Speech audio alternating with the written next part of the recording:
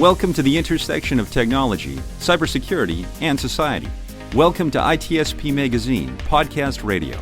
You're about to listen to an episode of Tech Done Different podcast with Ted Harrington. Do you follow the pack or challenge the status quo? Join Ted as he explores how to succeed by going against conventional wisdom.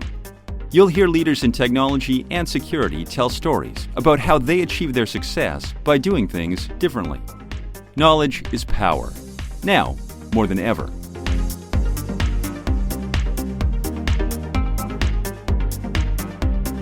Welcome everyone to another episode of Tech Done Different. I'm your host, Ted Harrington, and with me here today is our special guest, Amber DeVilbiss. She's the founder of Teach Kids Tech. Amber, I'm very excited to have you on right now. I am super excited to be here. Thanks for having me. It's kind of funny how we started coordinating over this. You know, we did our pre-call and I was like, oh, I've been following you so long. I'm so excited to talk to you. And you're like, I've been following you so long. I'm so excited to talk to you. And we're like, well, let's just hit record. I'm so it's really excited. Good to have you. I know. I mean, we have a podcast too, but I'm like, it's so rare that I get to be a guest on a podcast. So it's nice. Yeah. It's nice change. You'll be able to evaluate how I do for you. Yeah. Well, here's where you really dropped the ball and could have done this better. No. That'll be the postmortem. You'll find that on Reddit later. No, I'm kidding. I like that. Well, I'm really interested for a number of reasons to have you on, but I wanted to start by talking about this cause that you're such a great advocate for, which is essentially how and why we get people into security earlier, starting with kids. So maybe you could tell me a little bit about this mission, why you're on it, and we'll go from there. Yeah, absolutely. So I started Teach Kids Tech after I wrote my books. I wrote a children's book, The Little Cyber Engineer. And I remember it kind of took off way more than I ever anticipated it would. I'm sure. I mean, you probably knew yours was going to. I had no idea. I'd never done this before. And so, these sales started coming in and I started putting the money aside thinking, you know what, like I've always wanted to do stuff with kids.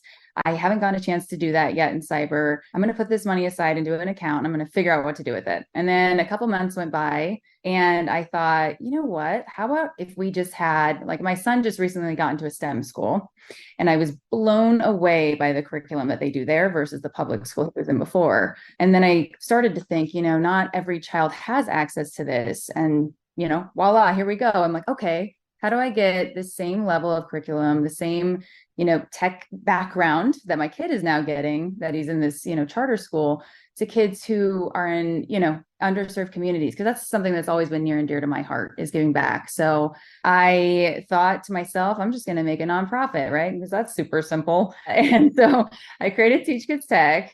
And then a couple of months went by and I was like, wow, I'm in over my head. I have no idea what I'm doing. I need a team. So I brought in a team and we kind of went through, and everybody's been amazing. I have to, hats off to everybody on my team. They're fantastic. I couldn't do this without them, but, we kind of narrowed down what we wanted to do. So on Teach Kids Tech, we are providing things like, access to technical literature, educational opportunities and experiences to children who are living in underserved communities.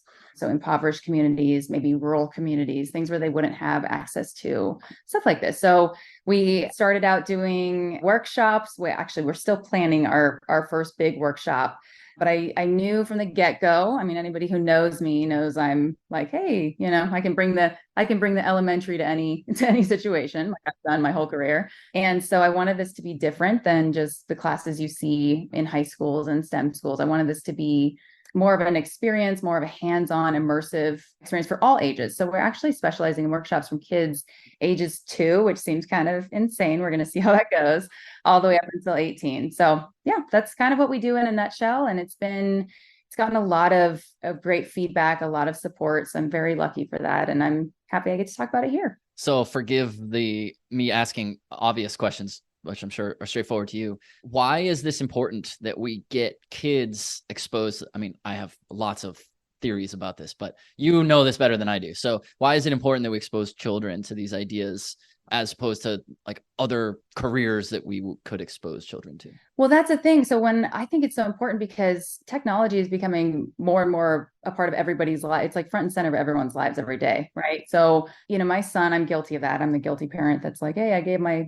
kid an iPad probably way too early, right? Because it was easier. And now I'm like, oh crap, now I'm trying to like race around and go, hold on, let me see, let me put parental controls on that. Let me, and then it's like, okay, even if I do that, is my son or my child going to know what to look for? And so cybersecurity was so important for me because obviously I've been in this for almost 15 years now. And I was thinking, you know what, with all this access to technology, let's also start teaching cyber, right? Because that way right? Because at the end of the day, cyber is really not just the tools, but really the people using it and philosophy and a day-to-day reminder that you tell yourself. So I don't know. I think with this stuff, I think it's very important what we're doing specifically. If I can trail into that one, I think it's important for a lot of reasons to get this into the hands of kids that are inner city or in underserved communities, because right now there's a digital divide, right? So there's a gap between technology and it's almost like a digital divide in class, so to speak. So people in the middle class or, wealthier have access to things like this just pretty much naturally, right? It's involved in all the schools. And then as you get into these underserved communities, they don't have things like this. So creating an equitable stance or access to these things is so important because it's going to create a level playing field for every student. And I also believe strongly in diversity in tech, not necessarily from a gender perspective only or whatnot, but I think it's so important to have people with different backgrounds and more importantly, different upbringings and lifestyles, because I think that comes with a different mindset towards how you see the world. And when we are talking about technology and it's growing every day, even just outside of cyber, right? It's like, how are we going to create all this new innovation? Where's the creativity coming from if we're only boxing in a certain group, right? And so, yeah, I think it's very important for equity and inclusion. That's one of our core principles that we have today as well, and then one of the big things for me is breaking the cycle of poverty, right? So some of these students that we've worked with in the past, they come from really, really sad, really intense backgrounds, right? Where some of them are actually refugees, one of the schools that we're working with now. And not only do they not have access to technology, they're just trying to survive, right? So they don't know any other way of life. I think this presents a new vertical because a lot of time in school, I'm guilty of it, right? I was supposed to be a doctor. So I was like, those are my three paths. It's either like doctor or lawyer or whatever. I'm going to do the doctor one because I want to help people. And ironically enough, both of my parents have been in tech for 30, 40 years ish. And not once was I like, oh my gosh, what's that? That's so cool. I was like, that's so boring. You guys do the most boring jobs. And now I'm like, how do we make it fun? Because it can be more interesting, right? It's depending on the route you go. So I think getting that into the minds of children early on is what we're striving for, right? Because then it's just a whole new path, right? It's like you don't have to go to multiple decades of college and universities just to be able to make ends meet or make a living for yourself. And so I think that's very important that we teach that young. I love how rich and nuanced and thorough that answer was, because where my brain was coming from before you answered it, and I'm now a new person on the other side of this answer. But I was like, oh, well, obviously we want to introduce kids to this so that we can start filling up our talent pipeline. And that's inherent, obviously, in everything that you said, but the mission is so much more purposeful than that, than like an industry needs workforce. You're talking about breaking poverty cycles, breaking down barriers that exist across certain ethnic, gender, or other types of groups. I mean, it's incredible to think that we could do those things early, because it's also like, it's funny you mentioned doctor or lawyer. When you're a kid, it's like, you're going to be an astronaut, you're going to be a doctor, you're going to be a lawyer. Maybe there's like one other one I'm not thinking of right now. And like, yeah, it's not till you're an adult that you're like, first of all, there are other jobs, but at no point are you ever exposed to this idea. Well, you're obviously exposed at some point, but not as a child. Right, exactly. And I ask, like, my dad has been doing this forever, right? And I'm like, how did you even get interested in this, right? Like, your parents didn't even do this. And he's like, well, just one day I picked up this and then it led to this and I wanted to break into this. I'm like, oh, not every kid even thinks that way. That, like, if you were to present that to me as a child, I was like, ew, that's so boring. Oh my God, I'm going to go do something more fun. So But like you said, it's funny. When I was coming up and doing all the nonprofit stuff, I was working with other folks like entrepreneurs who were in the for-profit side, right? And nobody could wrap their head around this. They were like, why would you do nonprofit? Like you should just do for-profit and then donate, right? And it was kind of this whole thing because they were like, well, and everybody kept trying to make it a for-profit thing when they would talk about strategy for nonprofit. And one of the biggest ones that kept coming up was exactly what you said, right? Like, well, oh, the Microsofts of the world would love this, right? Because it's like this is like where they're going to get all their new employees from, right? As they graduate. And so that's another key thing that is a side benefit that helps that none of us really thought of. We're like, oh, what a perk. Cool. There we go. You're welcome, Microsoft, in the future or whoever. So yeah, no, I think it's, with this in mind, I definitely tackled this from a nonprofit, right? There's so many times where folks in my life are like, stop doing things for free, Amber. You should really start to, generate revenue with all the stuff you do. But it's just not in my nature, right? And that's probably going to bite me down the road. But right now it's perfect. And we're doing what we want to do and we're giving back. And that's what matters. So. Oh, I think the exact opposite will happen for you. Rather than getting bitten down the road, this is going to serve you, certainly. This is one of these things, right? You just put a good in the world and eventually it will return. Yeah. So are there challenges that you're observing now? So you're a professional in security yourself. You're trying to teach security and tech to children. Are there challenges you see that are unique to trying to teach this to children that maybe we don't experience with adults, or maybe even answer the question the other way around? Are there things where like kids get this, why do adults not get this? Right. Some of the folks who follow me know that I, came up in the world of LinkedIn through making TikTok videos to, quick little 1 to 3 minute videos explaining various topics in cyber. And for me, so my close personal friends will say, oh, she just needs to ambertize it. Right. And it's the way my brain works. Right. So for me, coming up in this industry, there were so many times where I was too afraid to ask, like, can you dumb this down for me and explain this to me as if I were 5? Because I have no idea what you're talking about. Right. And so after years and years of figuring that out, I'm like, why do we make it so much more complicated than it needs to be? Right. And so for me, I started doing analogies. And that was a big part of my videos were analogy time. Like, here's all the technical topic. Like let's break that down into what that means for a human being, right? So I started doing that, and it came from having to teach my son about what I do all day, right? Because he's like, my mom's just on the phone all day. That's all she does.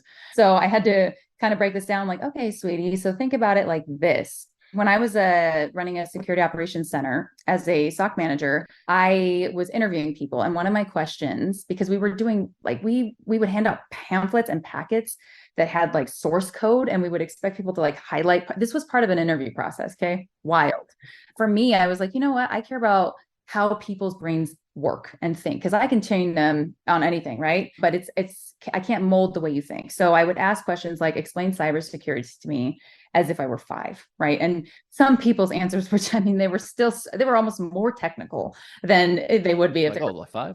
Exactly. And so I started realizing, like, if we can't understand this from a foundational point where we can explain this to a 5-year-old, we probably don't understand it enough. And so my whole mission of life is just to simplify things that we've made way too complex. So that's one of the biggest things. I think first and foremost is getting kids to care, right? As a former kid who did not care, I know exactly what needs to be done. So I'm like, make it bright, make it colorful, make it hands-on, make it immersive. How do we do this? This is our biggest struggle today, is when we do these kind of workshops or, educational experiences, what are what's going to grab kids' attention and keep it for longer than 45 seconds at a time? So that's when we're talking about developing curriculum, that's going to be the hardest part, is thinking, how do we I kind of want to make it like a fun little, almost like, how the Renaissance Festival, like it's like a traveling circus almost. I kind of want to do that, but for tech. So I want it to be something where kids are engaged, because that's the biggest thing, is engagement and interest. And then when we do have them engaged, how do we explain very, very high level, dry topics to them in a way that they will understand? So we do a lot of analogy work and a lot of, working with toys and different, kind of like live, like role play almost, of like, hey, let's go over here and try to protect your stuff over here. And you're going to do this too. And then we're going to see how you guys can get each other's stuff. Right. And we explain what's going on in the meantime. So I think those are probably the 2 biggest struggles that we've seen, because what we're doing is stuff that it hasn't really been done before, not in this space, at least. I know, because before I put my name on anything, I researched the crap out of it. So it hasn't been done yet. And I'm excited for us to get out there and make it bigger. I like that you described yourself as a former kid. And that might need to be your title on this episode. Yeah, right. Former kid Amber joins us. I love the way you're talking about analogies and metaphors and stuff. I totally agree. One of the things I've come across running into that same challenge is that sometimes when you're pushing someone to explain it simpler, they get a little defensive because it's like, oh, it turns out they were actually hiding behind the jargon and the highly technical speak because they didn't know it that well, or maybe they didn't even realize they didn't know it that well. But I'm curious to hear if you will share one of the analogies that you like to use. I find that mine seem to fall into, I use a lot of analogies as well. They seem to fall a lot into like construction metaphors, like job sites, cars, doctors, and then food. Those are like, apparently those are my, maybe sports too. Those are like the ones that I use a lot of. I probably overuse the food ones to the point where people at our company are like, oh, weird, Ted used a food metaphor again. Great. Here he goes again. Here he goes again. Anyway, I'm always looking for new metaphors. So if you have a favorite one that you could share to illustrate a concept, I'd love to hear it. Oh man, I would say, so I've done a couple, I've probably done hundreds. I don't know. The one that I actually got asked about in an airport the other day was, we make cybersecurity so crazy and complex. How would you explain this to a 5-year-old, right? And everyone's like, good luck.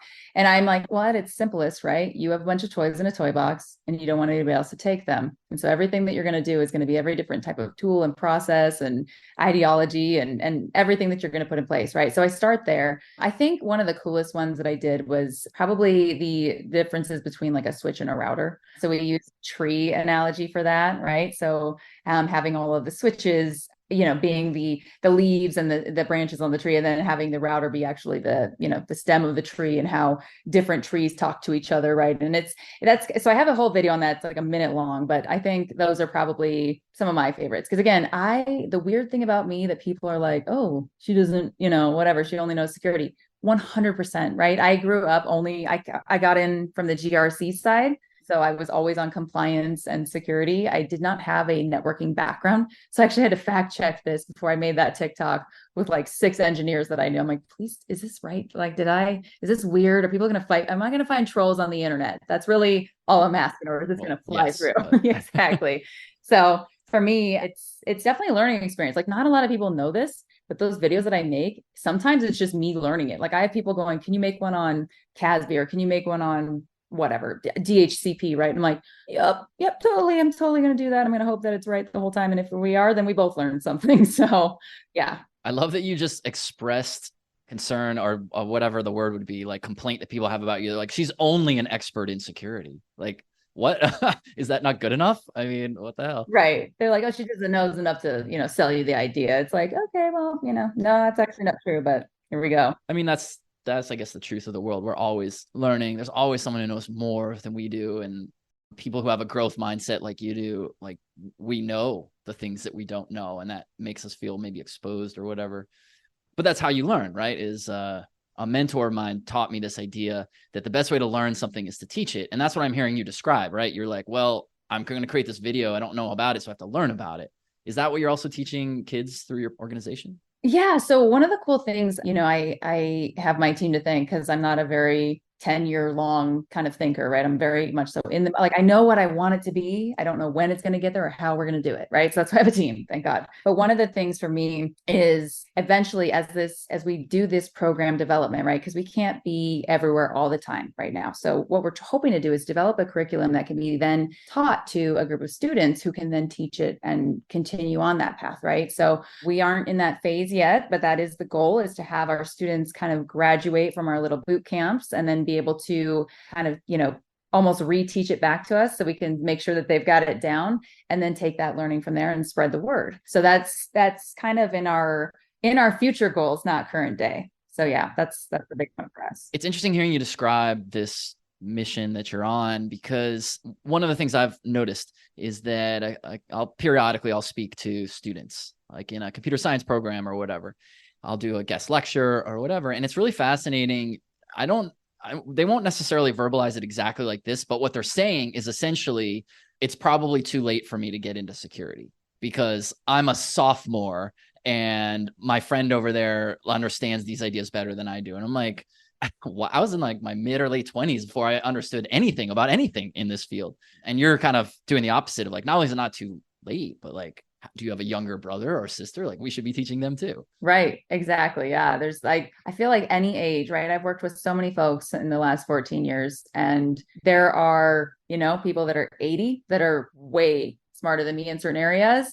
There are people that are, at my son's school who are 11. I mean, he last year in 5th grade was learning binary, right? So I'm like, dude, you know more than I do now in that area, right? So I'm like, there's always going to be things that you can learn from everybody. And I think it's important to not put an age gap or like hey, I didn't do enough classes in high school to prepare, so now it's just over for me forever.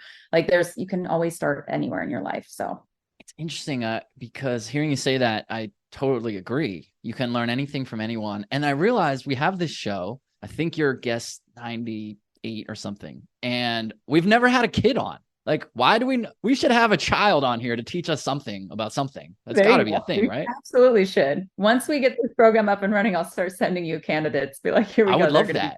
Yeah. Send me one of your gold star kids so we can keep the learning going. Maybe as someone accomplishes that, teach us what you just learned type moment, they could come on the show and teach me. Absolutely. Absolutely. I love that. Yeah. That'll be a cool full circle moment. It will be. That's all that we can say. You had mentioned earlier that one of the challenges with trying to do this with children is keeping them engaged. Has to be, you mentioned a few things, like has to be bright, I don't remember all the words that you said, but I was a child imagining a video game. As a former child, I was imagining what the video game exactly. So how is it working? Like, how do you do it? What's a tangible thing that you're doing that is in fact engaging kids in? Yeah. So right now it's still in development. We're still pretty early on. We are working with the academy, the school that we're working with. I don't want to say it just yet, but we are working with them to develop the curriculum first. They're kind of like, hey, Amber, we're going to do the curriculum. You come in and color it with a crayon. Right. So that's how it's going to be. I think for me though, I've envisioned how I want this to go. So ever since I had my son, right, I was always looking at, okay, what kind of cool techie things can I get him, right? So I bought him like that Piper computer building kit. And there's things, there's the good thing about me is I'm kind of like I'm almost like and I'm not as smart as this, so please do not troll me online, but I almost act like an AI, right? Like I ingest all the information I possibly can before I actually, over time, I'm kind of like a machine learning, whatever human being, right? I'm like, okay, I'm going to ingest this information. I'm going to try this. I'm going to see this. And what I love to do is see what failed, right? So I can say, well, why did it fail? And what can we do about that, right? So perfect example, when I was a stock manager, this is when I first introduced my coloring crayon book to my job, I created a board game, and it was like Candyland. It's on one of those like big Venn diagram boards that you see for like science projects. I created a board game that was like Candyland, but the questions that you had to learn were actually all based around getting the Security Plus certificate, right? So all of the people that wanted to sign up for it, we played it once a week on Fridays. And it was a really engaging thing, and it was fun. It was colorful. There were really unique questions and different ways of asking things, right? And I think with the camaraderie that went with that, it really stuck in the minds of people. And I do think that that's very important. That's a key aspect that I want to bring in. All the things that I've watched and tried that have failed and succeeded throughout the years in different parts of my life, I'm kind of like, oh, they're all coming together now, and here's how we're going to do it, right? Because I think at the end of the day, we're similar to children in the way that we learn and ingest things easier, right? I've had people who, I've gone into application security teams and DevOps and got on a whiteboard, and I will draw things, and everyone's like, oh, that's great, whatever, But then when I'm like, okay, your turn, here's a dry erase marker for you. You get up there, right? And they were like, I'm not doing that. But then they did it. They're like, wow, look at that. Like, we found out more than we've ever known internally just because of this exercise. And I think that's so important to bring that like human factor back into it. And for some reason in this field, it seems like we only get to that real, genuine human factor when we start to make things a little bit more elementary feeling, right? We get back to our roots of what interests us and how we work. So I love it. Yeah. Hand you the whiteboard marker. It's like that itself is a metaphor or analogy. Can never quite remember the difference between the two. One of those two. Exactly. So you're very, very good. You're an expert at simplifying, at communicating, using visuals or at least a form of video to communicate. What would you say are, I know we've already talked about this idea of like, explain it to me like I'm 5 and use metaphors. Is there advice in addition to those that you're implementing yourselves for how you're teaching these kids, or that people listening to this could themselves take away from how they're trying to communicate? We're obviously agreeing simpler is better, but simple is hard. So how do we do it?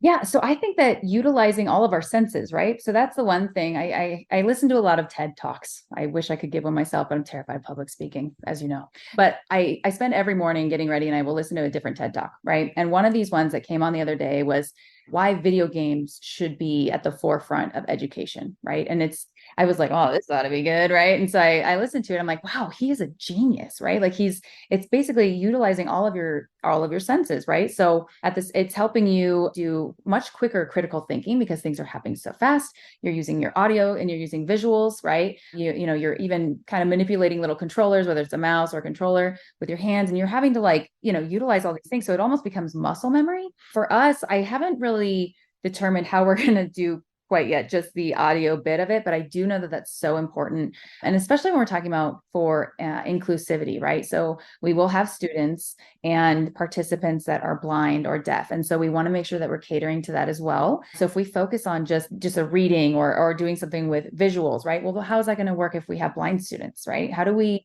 really engage kids to utilize all senses? So that's going to be a big one for us. I can't give away too much on how we're going to do that yet because, I will get in trouble from my development team, but there are things that we're implementing that include really everything sensory. Because if you think about it, we listen to podcasts. Sometimes we watch podcasts. We learn from reading, we learn from writing, we learn from doing. So these are all the different things and aspects that we're trying to incorporate into our programs to help them be more engaging and impactful. Well, when you are ready to talk about that, I am dying to know how we're going to taste cybersecurity. Well, 100%. We will think of that too. Don't you worry. That's gonna be my first and maybe only question. I want to know that. So, flavors, colors, all of it. It's all going to be a package. What's cool about hearing you describe that is I am reading a book right now that talks about. It's by a professor at UCLA who specializes in happiness, and she does all this research on what makes people happy. And the outcome is probably not surprising to anyone without needing to read the book. It's like social interaction and being present. Those are kind of like the two major things. Then it goes into like activities that make you happy, whatever. But it's all about like removing distractions and interacting with other humans. Those are kind of like the two big things that make most people the happiest. When she talks about this idea of removing distractions and being more present, she has this exercise that she advocates for, which is use all five senses. So like put your phone away and like name a few things you can see, a few things you can hear, a few things you can taste, smell, whatever. Then the taste one has always struck me because I'm like, standing here in my room, what can I taste? Like, am I going to lick the curtain or something? I don't know. But right. It's interesting that idea of happiness maps exactly to the model that you're outlining. And I wonder if that is intentional in some way. It's funny. There's so many aspects to that I love because I feel like I've heard some things on a podcast that are similar to that. As a person who has struggled in my life with anxiety before, depression and anxiety, I had that when I was younger. I still have anxiety today. One of the things that they teach you is, it's sensory overload, right? So it's almost like you're centering yourself by noticing and recognizing these things. And I tell my son this all the time because he's 11. He gets so stressed all the time, right? I think, with kids being counterintuitive, but with kids being on devices all the time, right? They're just like used to quick. And it stresses them out. And so I'm like, all right, kiddo, let's put down the phone, close your eyes, tell me one thing you hear, right? And I kind of go through this with him and it centers him. But even though it's not the perfect solution, it still takes it from like a 10 to like a 5, right? So on the stress scale. And I think as a person who also has ADHD, there's a lot of things where I will get overloaded like crazy, right? And so sometimes I have to just zone in on one thing at a time. And so a lot of what we're doing with the development of these courses is going to be, you're not going to have to taste and smell and see and touch everything all at once. It's going to be like, okay, this part is for this. So you're going to almost associate the audio part with this specific chapter of this class, right? And so we're trying to engage different senses at different times, because I think if we just do it all at once, it's going to be stressful. It's going to be like crash cramming. You're not going to really remember this long term. And that's one of the goals, is to have this be almost like a core memory, right? And it's all going to be in the way that it's actually taught and then also received. So that's kind of how we're going about that. Well, this has been really, really interesting. I'm so grateful for the wisdom that you've been sharing. As we come to the end of our time together, is there anything that you want to leave our audience with or summarize in any way? I would say a lot of us, and especially in the security space, it's becoming we're getting better at it now, but I think that we are at such an advantage to be able to help others around us. And we don't usually think about that as often, right? So a lot of folks in tech, we kind of take for granted what we have, right? The ability to get online, the ability to utilize a cell phone. And I think it's really important to think, with all of this, with all this access and the advantages we have, how can we use that to help others? So, I will say when we started going and trying to get sponsorship, we started with corporate sponsorship, right? Because that's what we do all day, right? So we figured we would try that. And a lot of organizations have CSR, corporate social responsibility initiatives. So I would just encourage people to try to see if your company, because I understand your audience is, probably a lot of leadership. So what are you guys doing to kind of change and enlighten people and bring in more diversity? I encourage people to think about that. And then also maybe strive for how do we get younger folks in and younger folks interested early. So I love it. Amber, you've been amazing. Thank you so much for everything today. This has been rad. Yeah, thank you so much for having me. I'm so excited and I can't wait to see your next one. And I can't wait to send a student on here too in the future. 100%. It's a commitment. Yes. So. Well, thank you so much. Thank you. This has been great. And for everyone listening, you can learn more at tedharrington.com/podcast, and we'll catch you next time.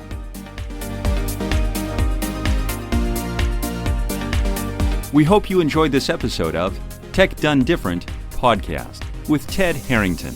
If you learned something new and this conversation made you think, then share ITSPMagazine.com with your friends, family, and colleagues. If you represent a company and wish to associate your brand with our conversations, sponsor one or more of our podcast channels. We hope you will come back for more stories and follow us on our journey. You can always find us at the intersection of technology, cybersecurity, and society.